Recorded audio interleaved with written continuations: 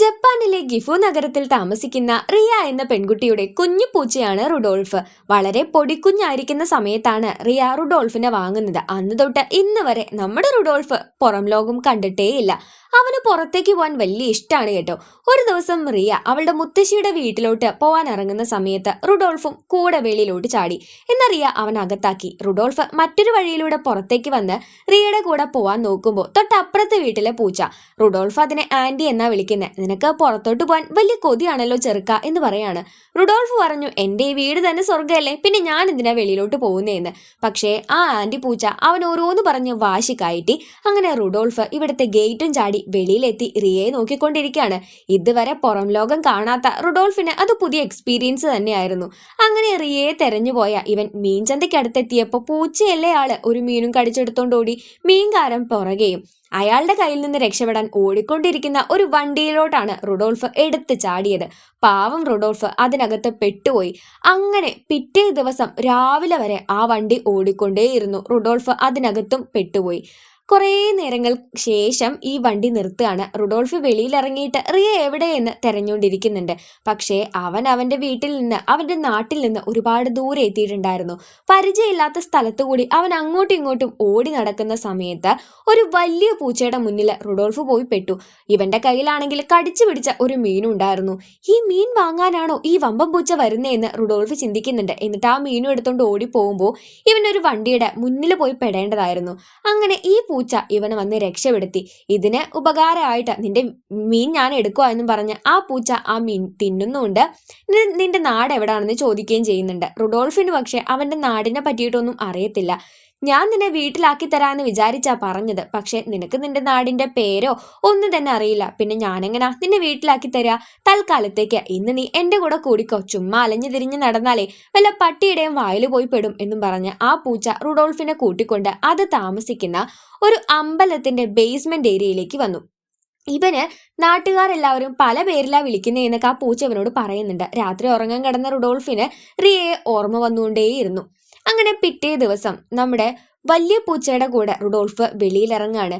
Boss എന്ന് വിളിക്കുന്ന ഈ പൂച്ചയെ മറ്റുള്ള പൂച്ചകൾക്കൊക്കെ പേടിയാണ്. ബോസ് എന്ന് ചിലര് മാത്രമായിട്ടാണ് വിളിക്കുന്നത്. ചിലരൊക്കെ അവനെ പുള്ളിപ്പൂച്ച, കാടൻ പൂച്ച അങ്ങനെ പല പേരിലും വിളിക്കുന്നുണ്ട്.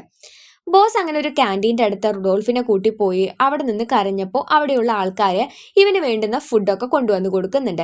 അങ്ങനെ ഈ ഫുഡ് കഴിച്ചുകൊണ്ടിരിക്കുമ്പോൾ റുഡോൾഫിനെ കണ്ട അവിടുത്തെ ആൾക്കാർ കറുത്ത പൂച്ചയാണല്ലോ, ദുശകനാണല്ലോ എന്ന് പറയുന്നുണ്ട്. വിദ്യാഭ്യാസം ഇല്ലാത്തവരാ കറുത്ത പൂച്ചയെ ദുശകനായിട്ട് കാണുന്നതെന്നൊക്കെ റുഡോൾഫിനെ നമ്മുടെ ബോസ് സമാധാനപ്പെടുത്തി. വഴി നീളെ അവൻ ഒരുപാട് പരിചയക്കാരുണ്ടെന്ന് റുഡോൾഫിന് മനസ്സിലാവാണ്. നീ ഒരു പെറ്റായിരുന്നോ എന്ന് ബോസിനോട് റുഡോൾഫ് ചോദിക്കുമ്പോൾ അത് മാത്രം ബോസിന് ഇഷ്ടപ്പെട്ടില്ല. ഞാൻ എന്തോ ആയിക്കോട്ടെ, അത് നീ എന്തിനാ അന്വേഷിക്കാൻ നടക്കുന്നേ? തൽക്കാലം നീ ഫുഡൊക്കെ കഴിച്ച് തനിയെ വീട്ടിലോട്ട് വാ, അതായത് ഇവർ താമസിക്കുന്ന സ്ഥലത്തോട്ട് വാ എന്നും പറഞ്ഞ് ബോസ് അവിടെ നിന്ന് പോവാണ്. അങ്ങനെ റുഡോൾഫ് തനിയെ അവിടെ അലഞ്ഞു തിരിഞ്ഞ് നടക്കുമ്പോൾ മറ്റൊരു പൂച്ച ഇവന്റെ അടുത്തോട്ട് വന്നു. അവന്റെ പേര് ബുച്ച് എന്നായിരുന്നു. നീ ആ പ്രാന്തം പൂച്ചയുടെ കൂടെ നടക്കുന്നത് കണ്ടല്ലോ ചെറുക്ക, നിന്നെ അതൊന്നും ചെയ്തില്ലല്ലോ എന്ന് ബുച്ച് ചോദിക്കുമ്പോൾ പ്രാന്തം പൂച്ചയോ? ആ, ഇവിടുത്തെ പല പൂച്ചകളും അവനെ പ്രാന്തൻ എന്നാ വിളിക്കുന്നത്. അതെന്താ നിങ്ങൾ അങ്ങനെ പറയുന്നേ? അവനൊരു പ്രാന്തനായതുകൊണ്ട് നീ എന്റെ കൂടെ നടക്കുക കൊച്ചേ, ഞാൻ നിനക്ക് കുറെ കാര്യങ്ങൾ പറഞ്ഞു തരാമെന്നും പറഞ്ഞ് ബുച്ച് നമ്മുടെ റുഡോൾഫിനെ കൂട്ടിക്കൊണ്ടു പോവാണ്.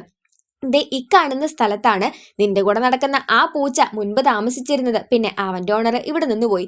ഇതിന്റെ തൊട്ടപ്പുറത്ത് മറ്റൊരു നായയുണ്ട്, അവന്റെ പേര് ഡബിൾ എന്നാണ്. പിന്നീട് നമ്മുടെ പൂച്ചയെ പറ്റിയിട്ടുള്ള, അതായത് ബോസിനെ പറ്റി മറ്റൊരു കാര്യം പറഞ്ഞു കൊടുക്കുകയാണ്. സാധാരണ പൂച്ചകൾക്ക് പട്ടികളെ പേടിയാണെങ്കിൽ ബോസ് പട്ടികളെ അങ്ങോട്ട് അടിക്കും, എന്നിട്ട് വമ്പൻ ഡയലോഗും അടിക്കും. ഇനി ഈ വശത്തോട്ട് വന്നാൽ നിന്റെ തല കടിച്ചു പറിക്കും എന്നൊക്കെ. ബോസിനെ പറ്റി ഇങ്ങനത്തെ കാര്യങ്ങളൊക്കെ കേട്ടപ്പോൾ റുഡോൾഫിന് രോമാഞ്ചം വരുന്നുണ്ടായിരുന്നു. അതിനിടയ്ക്ക് ഒരു പെൺപൂച്ചയെ കണ്ടപ്പോൾ ബുച്ച് അവളുടെ പിറകെ പോയി.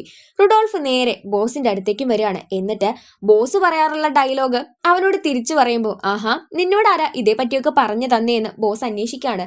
ബുച്ചു പറഞ്ഞു തന്നു, നിങ്ങൾക്ക് ഒരു ഓണർ ഉണ്ടായിരുന്നെന്നും നിങ്ങളൊരു പെറ്റായിരുന്നെന്നൊക്കെ പറഞ്ഞു തന്നു എന്നൊക്കെ പറഞ്ഞുമ്പോൾ നമ്മുടെ റുഡോൾഫിനോട് ബോസ് പറഞ്ഞു, ഇനി ഞാനായിട്ട് നിന്നോടൊന്നും മറച്ചു വെക്കുന്നില്ല. അതേ ഈ സ്ഥലത്തായിരുന്നു എൻ്റെ ബോസ് താമസിച്ചിരുന്നത്. പുള്ളി പിന്നെ അമേരിക്കയ്ക്ക് പോയി. പുള്ളി എന്നെ ഉപേക്ഷിച്ചു പോയെങ്കിലും ആൾ എനിക്ക് വലിയ ഹെൽപ്പ് ചെയ്തിട്ടുണ്ട്. എന്താണെന്ന് റുഡോൾഫ് ചോദിക്കുമ്പോൾ ബോസ് പറഞ്ഞു കൊടുത്തു, പുള്ളി എനിക്ക് വായിക്കാനും എഴുതാനും പഠിപ്പിച്ചു തരുമായിരുന്നു. വളരെ കുഞ്ഞായിരിക്കുമ്പോൾ തൊട്ട് ഇതൊക്കെ പഠിച്ച് വളർന്നത് കൊണ്ട് പുള്ളിക്കാരൻ പോയതിനു ശേഷവും എനിക്കിത് ഉപകാരപ്പെട്ടു എന്ന് പറയാണ്. എന്നിട്ട് ഡെവിൾ എന്നറിയപ്പെടുന്ന ആ പട്ടിയെ കൂടെ കാണിച്ചു കൊടുത്തു. പണ്ടിവൻ എന്റെ സുഹൃത്തായിരുന്നു, പിന്നീട് അവൻ എന്നെ വേണ്ടാതായി എന്നൊക്കെ പറഞ്ഞ് അങ്ങനെ നമ്മുടെ റുഡോൾഫിനെ കൂട്ടിക്കൊണ്ടു പോവാണ്. ബോസിന്റെ ഈ പഠനത്തെ പറ്റി കേട്ടപ്പോൾ റുഡോൾഫിനും പഠിക്കണമെന്ന് കൊതിയായി. അങ്ങനെ പിറ്റേ ദിവസം സ്കൂൾ തുറക്കുന്നതിന് മുൻപ്, അതായത് രാവിലെ 8 മണിക്കൊക്കെ മുൻപ്, റുഡോൾഫിനെയും ബുച്ചിനെയും കൂട്ടിക്കൊണ്ട് ബോസ് അവിടുത്തെ സ്കൂളിലേക്ക് ചെന്നു. എന്നിട്ട് അവിടുത്തെ ഒരു ക്ലാസ് മുറിയിലെത്തി പുസ്തകങ്ങൾ എന്താണെന്നുള്ളത് ഇവർക്ക് കാണിച്ചു കൊടുക്കാണ്. ആഹാ, റിയയുടെ കയ്യിലും ഞാനിത് ഒരുപാട് കണ്ടിട്ടുണ്ട് എന്ന് റുഡോൾഫ് പറയുന്നുണ്ട്. അങ്ങനെ ഒരു പുസ്തകം തുറന്ന് അതിനകത്ത് ആനിമൽസിനെ പറ്റി എഴുതിയിട്ടുണ്ടായിരുന്നു. അതൊക്കെ ബോസ് ഇവർക്ക് വായിച്ചു കൊടുക്കാണ്. ദേ ഈ കാണുന്നതാണ് സിംഹം. ഇവന് ഒരു 250 കിലോ ഭാരമൊക്കെ ഉണ്ടായിരിക്കും. പിന്നെ ഇതാണ് ജിറാഫ്, ഇതാണ് കരടി. അങ്ങനെ പല കാര്യങ്ങളും നമ്മുടെ ബോസ് ഇവർക്ക് വായിച്ച് പറഞ്ഞു കൊടുക്കാണ്. ഇത് വായിക്കാനും എഴുതാനും ഞങ്ങൾക്ക് കൂടെ പഠിപ്പിച്ചു തരാമോ എന്ന് റുഡോൾഫ് ചോദിക്കുമ്പോൾ ബോസ് പറഞ്ഞു, വൈ നോട്ട്, ഞാൻ എന്തായാലും പഠിപ്പിച്ചു തരാം, പക്ഷെ പാതി വഴിയിൽ ഇത് ഉപേക്ഷിക്കില്ലെന്ന് നിങ്ങൾ വാക്ക് തരണമെന്ന്. റുഡോൾഫ് പറഞ്ഞു, ഒരിക്കലുമില്ല, ഞാനിതൊക്കെ പഠിച്ചെടുക്കുമെന്ന്. പിന്നീട് സ്കൂളിലെ പിള്ളേർ വന്നപ്പോൾ അവരവിടെ നിന്ന് ഇറങ്ങി നടക്കുന്നുണ്ട്. പിന്നീടുള്ള ദിവസങ്ങളിൽ നമ്മുടെ ബോസ് റുഡോൾഫിന് ബുച്ചിനും കൂടെ ക്ലാസ് എടുക്കുന്ന തിരക്കിലായിരുന്നു. വെക്കേഷൻ സമയമായപ്പോൾ ഇവർ വീണ്ടും സ്കൂളിലോട്ട് വന്നു. അവിടെ കരടിയെ പോലെ തോന്നിപ്പിക്കുന്ന ഒരു മാഷുണ്ട്, അവിടുത്തെ PT മാഷ്. പുള്ളിക്കാരനുമായിട്ട് ബോസ് നല്ല ബന്ധത്തിലാണ്. അങ്ങനെ ഈ പുള്ളിക്കാരൻ്റെ അടുത്ത് വന്ന് ലൈബ്രറിയിലോട്ടുള്ള വഴിയൊക്കെ കാണിച്ചു കൊടുത്ത് ബോസും റുഡോൾഫും ബുച്ചും അവിടെ എത്തി. അവിടെയുള്ള പുസ്തകങ്ങളൊക്കെ നോക്കി ഇവർ വായിക്കും, പഠിക്കും. എഴുതാനായിട്ട് കൂട്ടി വായിക്കാനും അതുപോലെ കൂട്ടി എഴുതാനും ഒക്കെ ആയിട്ട് പഠിക്കും. കുറേ ദിവസങ്ങൾക്ക് ശേഷം ഈ ലൈബ്രറിയിൽ ഇരിക്കുന്ന സമയത്ത് TV-യിൽ നിന്ന് റുഡോൾഫ് അവൻ്റെ സ്ഥലമായ ഗിഫുവിനെ പറ്റി കേൾക്കുകയാണ്. ദേ ഈ സ്ഥലത്ത് നിന്നാണ് ഞാൻ വന്നേന്ന്. ഗിഫു എന്നാണ് ആ സ്ഥലത്തിൻ്റെ പേര് എന്ന് മനസ്സിലായ ബോസ് ഉടനെ തന്നെ ഒരു മാപ്പ് എടുത്ത് വെച്ച് നോക്കുകയാണ്. എന്നിട്ട്, നിനക്ക് മാപ്പിൽ ഇവിടേക്ക് ദൂരം ഒന്നും തോന്നത്തില്ലെങ്കിലും ഇത് ഒരുപാട് അകലെയാണ്, നമ്മൾ കുറച്ച് നാൾ കഴിഞ്ഞ് ഇവിടെ നിന്ന് പോകാമെന്ന് പറയുമ്പോൾ, സ്ഥലപ്പേര് എനിക്ക് കിട്ടിയില്ലേ, നിങ്ങൾ ആരും എന്നെ ഹെൽപ്പ് ചെയ്യണ്ട, നിങ്ങൾക്ക് എന്നെ ഇവിടെ നിന്ന് പറഞ്ഞയക്കണമെന്നില്ല, ഞാൻ തനിയെ പൊക്കോളാം എന്നും പറഞ്ഞ് ഗിഫു എന്ന് എഴുതിയിട്ടുള്ള ഒരു വണ്ടിയിലോട്ട് ചാടി കയറാണ്. ശരിക്കും ഒരു ഫ്രീസിങ് വണ്ടിയായിരുന്നു അത്. അവൻ അതിനകത്ത് കിടന്ന മരവിച്ച് മരിക്കും എന്നുള്ളത് കൊണ്ട് ബോസും ബോച്ചും പിറകെ ഓടി. വേറൊരു സ്ഥലത്ത് ഈ വണ്ടി നിർത്തിയപ്പോൾ ഇവനെ എടുത്ത് വെളിയിലാക്കി. അങ്ങനെ അവനെ പൊതിഞ്ഞിരുന്ന ഐസും കട്ട പൊട്ടിച്ച് നമ്മുടെ റുഡോൾഫിന്റെ ബോസ് ഒരുപാട് വഴക്ക് പറഞ്ഞു. നിന്നെ ഇവിടെ നിന്ന് പറഞ്ഞയക്കണമെന്ന് ഞങ്ങൾക്കും ആഗ്രഹമുണ്ട്, നിന്നെ കൊലയ്ക്ക് കൊടുക്കണമെന്ന് ഞങ്ങൾക്ക് ആഗ്രഹമില്ലാത്തുള്ളൂ എന്നൊക്കെ പറയുമ്പോൾ, എനിക്ക് റിയയെ മിസ് ചെയ്യുന്നു എന്ന് റുഡോൾഫ് പറയാണ്. ബോസ് പറഞ്ഞു, അധികം വൈകാതെ നിന്നെ ഞങ്ങൾ ഇവിടെ നിന്ന് പറഞ്ഞയക്കാം, നീ വിഷമിക്കാതെ എന്നൊക്കെ.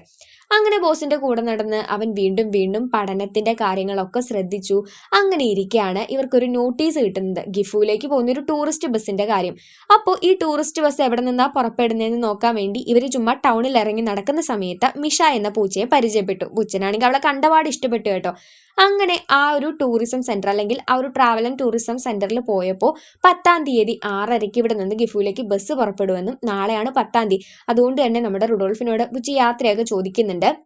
രാത്രിയായപ്പോൾ നമ്മുടെ ബോസിനെ കാണുന്നില്ല. ബുച്ചും റുഡോൾഫും ഒരുപാട് തെരഞ്ഞു എവിടാണ് പുള്ളിക്കാരൻ പെട്ടേന്ന്. അപ്പോഴാണ് ബുച്ചു പറയുന്നത്, നമ്മുടെ ബോസിന്റെ പണ്ടത്തെ വീട്ടിലെ പുള്ളി കിടക്കുന്നുണ്ട്, എന്തോ അപകടം പറ്റിയിട്ടുണ്ടെന്ന്. ഉടനെ തന്നെ റുഡോൾഫ് അവിടെ പോയി നോക്കി. ശേഷം നേരെ നമ്മുടെ PT സാറുണ്ടല്ലോ, പുള്ളിക്കാരൻ്റെ അടുത്ത് വന്ന് അവിടെ എഴുതി കാണിച്ചു കൊടുത്തു ബോസിന് അപകടം പറ്റിയെന്ന്. പൂച്ചയാണ് എഴുതിയതെങ്കിലും ഇത് കണ്ട ആ സാറ് നമ്മുടെ റുഡോൾഫിന്റെ പിറകെ വന്ന് ബോസിനെ കണ്ട് അതിന് ജീവൻ ഉണ്ടെന്നൊക്കെ വിലയിരുത്തി അങ്ങനെ ഒരു വെറ്റിനറി ഡോക്ടറെ കാണിക്കാനായി ഇവിടെ നിന്ന് കൂട്ടിക്കൊണ്ടു പോവാണ്. അവിടെ നിന്ന് ബുച്ച് റുഡോൾഫിനോട് പറഞ്ഞു, നിനക്ക് മീറ്റ് ഇഷ്ടമാണെന്ന് പറഞ്ഞല്ലോ, നീ നാളെ പോകുമല്ലേ എന്നും കരുതിയിട്ട് ഡെവിളിന്റെ അടുത്ത് പോയി നമ്മുടെ ബോസ് മീറ്റ് ചോദിച്ചു. അങ്ങനെ മീറ്റ് കൊടുക്കണമെങ്കിൽ ആ ഡെവിള് ഇവനെ അടിക്കണമെന്നും അതിന് സമ്മതിക്കണമെന്നും നമ്മുടെ ഡെവിള് പറഞ്ഞു. ബോസ് അതിന് സമ്മതിച്ചു. അങ്ങനെയാണ് ബോസിന് അപകടം പറ്റിയത് എന്നൊക്കെ കേൾക്കുമ്പോൾ, തനിക്ക് വേണ്ടിയാണല്ലോ ബോസ് ഇങ്ങനെ ചെയ്തതെന്നോർത്ത് റുഡോൾഫിന് ഏറെ സങ്കടമായി. അങ്ങനെ 2 ആഴ്ച റെസ്റ്റ് ചെയ്യണം എന്നൊക്കെ പറഞ്ഞ് നമ്മുടെ സാറ് ബോസിനെ കൂട്ടിക്കൊണ്ട് വീട്ടിലോട്ട് വരുമ്പോൾ ബുച്ചും റുഡോൾഫും കൂടെ വരികയാണ്. പിറ്റേ ദിവസം 6:30-ക്കാണ് ഇവന് ബസ്. 5:30 ആയപ്പോഴേക്ക് നമ്മുടെ ബോസ് എണീക്കുകയാണ്. അപ്പോൾ റുഡോൾഫ് യാത്ര പറഞ്ഞിറങ്ങുന്നുണ്ട്, നമുക്ക് കാണാം എന്നൊക്കെ പറഞ്ഞിട്ട്. എനിക്കും നിന്നെ ആക്കിത്തരാൻ കൂടെ വരണമെന്നുണ്ടായിരുന്നു, പക്ഷേ ഈ ഒരു കണ്ടീഷനിൽ ഞാൻ നിന്റെ കൂടെ വന്നാൽ ശരിയാവത്തില്ല, സൂക്ഷിച്ചു പോകണം എന്നൊക്കെ പറഞ്ഞ് ബോസ് അവൻ്റെ കണ്ണീ നോക്കാതെ യാത്ര ചോദിക്കുകയാണ്. എന്നാൽ ബസ് കിടക്കുന്ന സ്ഥലത്തേക്കല്ല നമ്മുടെ റുഡോൾഫ് പോകുന്നത്, മറിച്ച് ഡെവിളിന്റെ വീട്ടിലോട്ടാണ്. ബോസിനെ ഈ ഒരു അവസ്ഥയിൽ എത്തിച്ച അവന് ഞാൻ പ്രതികാരം വീട്ടും എന്നും പറഞ്ഞ് റുഡോൾഫ് നേരെ അവൻ്റെ അടുത്തോട്ട് ചാടി വീണു. ഇന്ന് നിന്റെ ഇറച്ചി വാങ്ങാനല്ല ഞങ്ങൾ വന്നത്, നിന്റെ ഇറച്ചിയുടെ കാര്യത്തിൽ ഒരു തീരുമാനം ഉണ്ടാക്കാനാ എന്നും പറഞ്ഞ് നമ്മുടെ ഡെവിളിനെ അവിടെ ഇട്ട് ഓടിപ്പിച്ച് അവസാനം അവനെ വെള്ളത്തിലോട്ട് വീഴ്ത്തി. നീന്താൻ അറിയാത്ത ഡെവിള് ഒരുപാട് റുഡോൾഫിനോട് ക്ഷമ ചോദിച്ചു. ഇനി ഒരിക്കലും പൂച്ചകളെ ഞാൻ ഉപദ്രവിക്കത്തില്ല, പേടിപ്പിക്കത്തില്ല എന്നൊക്കെ പറയുമ്പോൾ റുഡോൾഫും ബുച്ചും കൂടി ഡെവിളിനെ രക്ഷപ്പെടുത്തിയെടുക്കുകയാണ്. റുഡോൾഫ് ബോസിനോട് വന്ന് കള്ളവും പറഞ്ഞു എനിക്ക് ആ ബസ് മിസ്സായെന്ന്. പക്ഷെ ബോസിന് എന്തൊക്കെയോ മനസ്സിലായിട്ടുണ്ടായിരുന്നു. ബോസ് ചെയ്യുന്ന പോലെ പലയിടത്ത് പോയി അവൻ അങ്ങനെ ഫുഡൊക്കെ വാങ്ങി കഴിക്കാൻ തുടങ്ങി. പതിയെ പതിയെ ബോസിന് ഇങ്ങനെ ഓക്കെ ആയിക്കൊണ്ടിരിക്കുകയാണ്. കുറേ നാളിന് ശേഷം നമ്മുടെ ബുച്ചും മിഷയും ഒരു ദിവസം ഡേറ്റിങ്ങിന് പോകുന്ന ദിവസം ബോസിനെ ഇവിടെ എത്ര തെരഞ്ഞിട്ടും റുഡോൾഫിന് കാണുന്നില്ല. അവൻ എവിടെ പോയി എന്നും പറഞ്ഞിട്ട് നമ്മുടെ റുഡോൾഫ് ഒരുപാട് തിരയാൻ തുടങ്ങി. അപ്പോഴാണ് ബോസിന്റെ പണ്ടത്തെ വീടിരുന്ന സ്ഥലത്ത് പുതിയൊരു വീട് കെട്ടുന്നതായിട്ടൊക്കെ ഇവർ കാണുന്നത്. ഡെവിൾ ആണെങ്കിൽ റുഡോൾഫിനെ വിളിച്ച് അവനോട് ക്ഷമ പറയാൻ വേണ്ടി നമ്മുടെ ഡെവിളിന്റെ ഫുഡൊക്കെ കൊടുക്കുന്നുണ്ട്. കാരണം അന്ന് ഇവിടെ ഉണ്ടായിരുന്ന സമയത്ത് ബോസും ഡെവിളും നല്ല ഫ്രണ്ട്സ് ആയിരുന്നു. പിന്നെ ഇവിടുത്തെ ഓണർ അവനെ ഉപേക്ഷിച്ച് പോയപ്പോൾ അവനൊരു സ്ട്രേ കാറ്റ് ആയപ്പോൾ എനിക്ക് അവനോട് എന്തോ ദേഷ്യം തോന്നിയതാണ് എന്നൊക്കെ നമ്മുടെ ഡെവിള് പറയുന്നുണ്ട്. റുഡോൾഫ് ആ ഫുഡൊക്കെ കൊണ്ടുവന്ന് നമ്മുടെ ബോസിന് കൊടുക്കുകയാണ്. ശേഷം ഇവൻ ഇവിടെ നിന്ന് പോവണം. അതായത് ഇപ്പൊ റുഡോൾഫ് ഇവിടെ നിന്ന് പോവാനായിട്ട് ഓക്കെയാണ്. ബോസിനെ ഇപ്പോൾ ഓക്കെ ആയല്ലോ. അതൊക്കെ വിചാരിച്ച് ഇവർ പോവാൻ നിൽക്കുന്ന സമയത്ത് പോവാനുള്ള വഴി തിരയാണ്. അപ്പോൾ നമ്മുടെ റുഡോൾഫിനോട് ബോസ് പറഞ്ഞു, ഞാൻ ഇന്ന് അന്വേഷിക്കാൻ പോയപ്പോൾ അറിഞ്ഞത് ഡയറക്റ്റ് ആയിട്ട് ഗിഫുവിലേക്ക് വണ്ടി ഇവിടെ നിന്ന് പോകുന്നില്ലെങ്കിലും ഓരോ ടൗണിൽ നിന്ന് മാറി കയറി കഴിഞ്ഞാൽ ഗിഫുവിൽ എത്താൻ സാധിക്കുമെന്ന്. അങ്ങനെ റുഡോൾഫ് പോകുന്നതിന്റെ തലേ ദിവസം ഇവര് ഡെവിളിന്റെ വീട്ടിൽ ഒരു പാർട്ടി അറേഞ്ച് ചെയ്തു. ആ പാർട്ടിക്കിടയിലാണ് ബോസ് പറയുന്നത്, എൻ്റെ ഓണർ അമേരിക്കയിൽ നിന്ന് തിരിച്ചു വരുമെന്ന് ഞാൻ കരുതിയിരുന്നു. പക്ഷെ ആ വീട് അവർ വിറ്റെന്നാ തോന്നുന്നത്. പുള്ളി അമേരിക്കയിൽ സെറ്റിൽ ആവുമെന്നാ തോന്നുന്നത്. അതുകൊണ്ട് ഞാനും അമേരിക്കയിലേക്ക് വല്ല കാർഗോ ഷിപ്പിൽ പോവാണെന്ന്. റുഡോൾഫും ബോസ് ഇവിടെ നിന്ന് പോവാണെന്ന് കേട്ടപ്പോൾ ഡെവിളിന് ഏറെ സങ്കടമായിട്ട് ബുച്ചേ നീയേ എനിക്കുള്ളൂ എന്നൊക്കെ പറഞ്ഞ് അവൻ കരയുന്നുണ്ട്. അങ്ങനെ റുഡോൾഫിനോട് ബോസ് എപ്പോഴും നീ തോൽക്കാതെ നല്ല രീതിയിൽ എന്ത് സാഹചര്യമായാലും പിടിച്ചു നിൽക്കണം എന്നൊക്കെ പറഞ്ഞ് അവനൊരു വണ്ടിയിൽ കയറ്റി വിട്ടു. നമ്മുടെ ബോസ് പറഞ്ഞ് പഠിപ്പിച്ചു കൊടുത്തിട്ടുണ്ടായിരുന്നു ഓരോ ടൗണിൽ എത്തുമ്പോൾ ഏത് വണ്ടിയിലോട്ടാണ് അവൻ മാറിക്കയറേണ്ടത്, നമ്പർ പ്ലേറ്റ് നോക്കിയിട്ടും അതുപോലെ ഏത് സ്ഥലത്തേക്കാന്നുള്ളത് വഴിയൊക്കെ നോക്കിയിട്ടും ഒക്കെ കയറണമെന്ന്. അങ്ങനെ നമ്മുടെ ബോസ് പറഞ്ഞ പോലെ ഓരോ ടൗണിൽ നിന്ന് വണ്ടി മാറി കയറുമ്പോൾ റുഡോൾഫ് ആ നമ്പർ പ്ലേറ്റും കാര്യങ്ങളും ഒക്കെ ചെക്ക് ചെയ്യും. ഏകദേശം ഒരു വർഷത്തിന് ശേഷമാണ് നമ്മുടെ ഗിഫുവിന്റെ അടുത്തോട്ട് റുഡോൾഫ് എത്തുന്നത്. പക്ഷെ ആ വണ്ടി ഗിഫു ടൗണിൽ എത്തുന്നതിന് മുൻപായിട്ട് അത് പഞ്ചറായി നമ്മുടെ റുഡോൾഫ് അവിടെ നിന്ന് പിന്നീട് ഇറങ്ങി നടക്കുകയാണ്. ടോക്കിയോ നഗരത്തിൽ നിന്നാണ് ഇപ്പോൾ ഗിഫൂനിലേക്ക് ഇവൻ എത്തിച്ചേർന്നിരിക്കുന്നത്. പലപ്പോഴും തോറ്റുപോകുമെന്ന് തോന്നിയ അവസരത്തിലൊക്കെ ബോസ് പറഞ്ഞ കാര്യങ്ങളൊക്കെ ഓർത്തെടുത്ത് അവൻ മുന്നോട്ട് കുതിച്ചുകൊണ്ടേയിരുന്നു. അവസാനം ഒരു വർഷത്തിന് ശേഷം നമ്മുടെ റുഡോൾഫിന്റെ വീട്ടിലേക്ക് അവൻ തിരിച്ചെത്താണ്. ആന്റിയെ കണ്ടപ്പോൾ ആന്റി പറഞ്ഞു, എൻ്റെ കുഞ്ഞ് ഒരുപാട് വളർന്നല്ലോ എന്ന്. പക്ഷെ ആന്റിക്ക് എന്തോ ഒരു സങ്കടം ഇവനെ കണ്ടപ്പോൾ ഉണ്ടായിരുന്നു. അതെന്താണെന്ന് റുഡോൾഫിന് മനസ്സിലായില്ല. അവൻ വീട്ടിലെത്തിയപ്പോഴാണ് റുഡോൾഫിനെ പോലുള്ള ഒരു കറുത്ത പൂച്ചക്കുട്ടി അവിടെയുള്ള കാര്യം അവൻ കാണുന്നത്. ഇവർക്ക് മുൻപ് ഒരു പൂച്ചയുണ്ടായിരുന്നെന്നും ഒരു വർഷത്തിന് മുൻപ് ആ പൂച്ച ഇവർക്ക് നഷ്ടമായെന്നും റുഡോൾഫ് എന്നാണ് അവരുടെ പേരെന്നും എന്നെ കണ്ട ആ പൂച്ചയെ പോലുണ്ടെന്നും പറഞ്ഞിട്ട് ഈ വീട്ടുകാര് ആ കുഞ്ഞു പൂച്ചയെ ദത്തെടുത്തതാണെന്നും ഇവർക്ക് 2 പൂച്ചകളൊന്നും നോക്കാനായിട്ട് സാമ്പത്തിക ശേഷി ഇല്ലെന്നൊക്കെ അറിഞ്ഞപ്പോൾ ആ കുഞ്ഞു പൂച്ചയുടെ കിടപ്പാടം നശിപ്പിക്കേണ്ട എന്നും കരുതി റുഡോൾഫ് അവിടെ നിന്ന് പിൻവാങ്ങി. അങ്ങനെ എല്ലാവരോടും, അതായത് ആന്റിയോടൊക്കെ യാത്ര പറഞ്ഞ് അവൻ ഇവിടെ നിന്ന് പണ്ടൊരു മീൻവണ്ടിയിലാണല്ലോ ടോക്കിയോയിലേക്ക് പോയത്, അതേ മീൻവണ്ടിയിലേക്ക് ചാടിക്കയറി ഗിഫുയിൽ നിന്ന് അവൻ വീണ്ടും ടോക്കിയോ നഗരത്തിലേക്ക് എത്തി. ഇവിടെ ചെന്നപ്പോൾ ബോസിനെ കാണുന്നില്ല. ബോസ് അമേരിക്കയ്ക്ക് പോയി കാണുമെന്ന് അവൻ വിചാരിക്കുകയാണ്. അപ്പോഴാണ് ബുച്ചും മിഷയും കൂടെ അവിടേക്ക് വരുന്നത്. ഇവരിപ്പോഴും ഡേറ്റിംഗ് ഉണ്ട്. അന്നേരത്ത് നമ്മുടെ ബോസും ഇവന്റെ അടുത്തേക്ക് വന്നു. എന്നിട്ട് പറഞ്ഞു, ഞാൻ അമേരിക്കയിലോട്ടൊന്നും പോയില്ല. നീ തിരിച്ചു വരുമെന്ന് ഒരിക്കലും ഞാൻ പ്രതീക്ഷിച്ചില്ല. എൻ്റെ ഓണർ പുള്ളി അമേരിക്കയിൽ നിന്ന് ബിസിനസ് ഒക്കെ വിട്ട് ഇങ്ങോട്ട് വന്നിരിക്കുകയാണ്. നമുക്ക് എല്ലാവർക്കും പുള്ളിയുടെ അടുത്ത് പോവാം എന്ന് പറയാണ്. പുള്ളി ഒരു കാറ്റ് പേഴ്സൺ ആയിരുന്നു. അങ്ങനെ നമ്മുടെ റുഡോൾഫിന് കറുത്ത നിറം വെച്ച് ക്രോ എന്ന പേര് പുള്ളി വെക്കുന്നുണ്ട്. നമ്മുടെ ബോസിന്റെ ഓണറുടെ പൂച്ചയായിട്ട് ഇവരെല്ലാവരും മാറുകയാണ്. അപ്പോഴാണ് ഡെവിൾ ഇവരെ വിളിച്ചൊരു കാര്യം കാണിച്ചു കൊടുക്കുന്നത്, അവൻ നീന്താൻ പഠിച്ചു എന്ന്. ബോസ് അങ്ങനെ റുഡോൾഫിനോട് അന്ന് രാത്രി തനിയെ സംസാരിക്കുന്നുണ്ട്. എല്ലാ അവസ്ഥകളിലും തോൽക്കാതെ മുന്നോട്ട് നമ്മൾ പോവാൻ തയ്യാറായി കഴിഞ്ഞാൽ പല നല്ല കാര്യങ്ങളും നമ്മളെ കാത്തിരിക്കുന്നുണ്ടായിരിക്കും. നിന്റെ കാര്യത്തിലും അത് തന്നെയാണ് ഇപ്പോൾ സംഭവിച്ചതെന്ന്. സോ ഇത്തരത്തിലൊരു സീനോട് കൂടിയാണ് 2016 പുറത്തിറങ്ങിയ റുഡോൾഫ് ദ ബ്ലാക്ക് കാറ്റ് എന്ന ഈ ഒരു മനോഹരമായ ജാപ്പനീസ് മൂവി അവസാനിക്കുന്നത്. സോ കൂട്ടുകാരെ, ഈ ഒരു കഥയുടെ ഉള്ളടക്കം അത് നമുക്ക് വളരെയധികം ഉപകാരപ്രദമായിട്ടുള്ള ഒരു ലൈഫ് ലെസൺ ആണ്. നമ്മൾ പലരും എന്ന് പറയുമ്പോൾ പ്രത്യേകിച്ച് ഈ ജനറേഷനിലുള്ളൊരു പിള്ളേരുടെ പ്രശ്നം എന്താണെന്ന് വെച്ചാൽ മനക്കരുത്ത് ഭയങ്കര കുറവായിരിക്കും. ആത്മവിശ്വാസം ഉണ്ടായിരിക്കും, എന്നാൽ എന്തെങ്കിലും ഒരു ചെറിയ കാര്യത്തിന് വിഷമിക്കുന്നതായിട്ട് ഒക്കെ നമുക്ക് കാണാൻ സാധിക്കും. എന്താണെന്ന് വെച്ചാൽ ഈ മാറിയ ജനറേഷൻ ആകുമ്പോഴത്തേനും പാരൻസ് ആയിക്കോട്ടെ, അല്ലെങ്കിൽ ഇപ്പോഴും അവർ മെച്യൂരിറ്റി ആയിട്ടില്ല, അല്ലെങ്കിൽ കൊച്ചു കുഞ്ഞുങ്ങളാന്ന് വിചാരിച്ച് കൂടുതൽ എല്ലാവരും പറയുന്ന കാര്യങ്ങൾ സാധിപ്പിച്ചു കൊടുത്ത് അവർക്ക് സ്വന്തമായിട്ടൊരു കാര്യം ചെയ്യാനുള്ള ശേഷി കുറയുന്നതായി കാണാൻ സാധിക്കും. ഇപ്പം നമ്മളെ തന്നെ നോക്കുകയാണെങ്കിലും വലിയ കാര്യമൊന്നും ആയിരിക്കില്ല, വളരെ ചെറിയ എന്തെങ്കിലും കാര്യമാണെങ്കിലും നമ്മൾ ഡൗൺ ആയി പോകുന്നുണ്ടായിരിക്കും അല്ലേ. അങ്ങനെ നമ്മളൊരു കാര്യം ചെയ്തു തുടങ്ങി ചെറിയൊരു പ്രശ്നം വരുമ്പോഴേക്ക് അത് ഡൗൺ ആയി വേണ്ട നമ്മളെ കൊണ്ട് ഇത് പറ്റത്തില്ല എന്നും പറഞ്ഞ് നമ്മൾ മാറിയിരുന്നാൽ ഒരിക്കലും നമ്മൾ വിജയത്തിലേക്ക് എത്താൻ പോകുന്നില്ല. എന്നാൽ തോൽവികളിൽ നിന്ന് പഠിച്ച് മുന്നോട്ട് പോയി അങ്ങനെ നമ്മൾ വീണ്ടും ജയിച്ച് വരുമ്പോഴാണ് ആ ഒരു വിജയത്തിന് മധുരം കൂടുകയുള്ളൂ. അപ്പോൾ ഇത് ഒരു ലൈഫ് ലെസൺ ആയിട്ട് എടുക്കേണ്ട തന്നെ കാര്യമാണ്.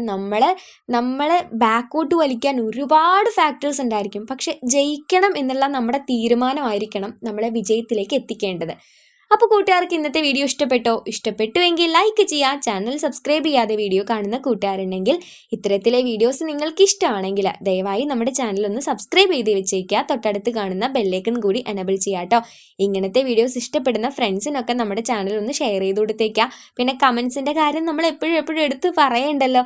കൂട്ടുകാരുടെ കമൻസ് അത് നമുക്ക് അത്രയ്ക്ക് ഇമ്പോർട്ടൻ്റ് ആട്ടോ. കാരണം നിങ്ങൾ ഒരു കുഞ്ഞു കമൻ്റാണ് ഇടുന്നതെങ്കിലും, ഇപ്പോൾ ഒരു സ്മൈലിയാണ് ഇടുന്നതെങ്കിലും നിങ്ങൾ നമ്മുടെ വീഡിയോ കണ്ടിട്ട് നിങ്ങൾക്ക് അതിനെ റെസ്പോണ്ട് ചെയ്യാൻ തോന്നിയല്ലോ എന്നുള്ളത് അത് നമ്മളെ സംബന്ധിച്ച് വലിയൊരു കാര്യമാണ്. സോ നിങ്ങൾ എന്ത് കുഞ്ഞു കമൻ്റ് ആയിക്കോട്ടെ, നല്ലതായിക്കോട്ടെ, ചീത്തയായിക്കോട്ടെ, നിങ്ങൾക്ക് നമ്മളോട് ഷെയർ ചെയ്യാനുള്ള കാര്യങ്ങളെല്ലാം തന്നെ കമൻറ്റ് ബോക്സിൽ പറയാം. അതുകൂടാതെ കൂട്ടുകാരുടെ പേരുകൾ, ബർത്ത്ഡേ വിഷസ് ഇതൊക്കെ പറയണം എന്നുള്ളവർ ഒരാഴ്ച മുൻപെങ്കിലും, ബർത്ത്ഡേ വിഷ് പറയുന്നവരാണെങ്കിൽ ഒരാഴ്ച മുൻപ് ഡേറ്റും അതുപോലെ ബർത്ത്ഡേ ആഘോഷിക്കുന്ന ആളുടെ പേരും അതും കൂടെ ചേർത്ത് നിങ്ങൾ കമൻസ് ആയിട്ടിടുക. പേരുകൾ പറയുന്ന കൂട്ടുകാർ ഇതുപോലെ എന്താണ് പേരെന്നുള്ളത് കമൻസ് ആയിട്ടിടുക. അപ്പോൾ അത്രയൊക്കെയോട് നമുക്ക് നെക്സ്റ്റ് ഒരു അടിപൊളി വീഡിയോ ആയിട്ട് വീണ്ടും കാണാം. അതുവരേക്ക് സേഫ് ആയിട്ട് ഹാപ്പി ആയിട്ടിരിക്കുക. Tata bye.